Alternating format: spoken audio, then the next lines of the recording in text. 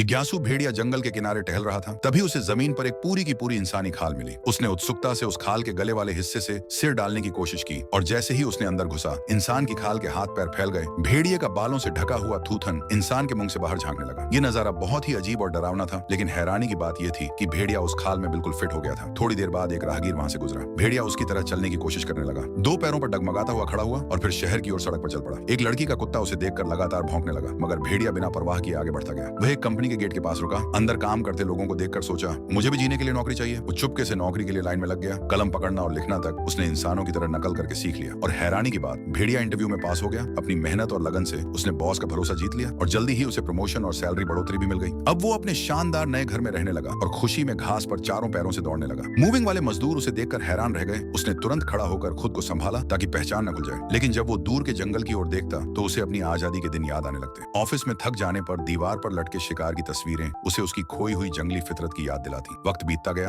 और अब भेड़िया एक खूबसूरत इंसानी औरत से शादी कर चुका था, मगर इंसानों का पका हुआ खाना देखकर उसे भूख नहीं लगती थी। जब उसने पत्नी की गोद में पिल्ला देखा तो उसके अंदर का शिकारी फिर से जाग उठा। अगले दिन वो पालतू जानवरों की दुकान गया और एक बिल्ली खरीद लाया। उसे घर के गैरेज में छिपा कर रखा। वो बिल्ली को गोद में उठाकर खुश हुआ और जैसे ही दांत गाड़ने वाला था, गैरेज का दरवाजा खुल गया।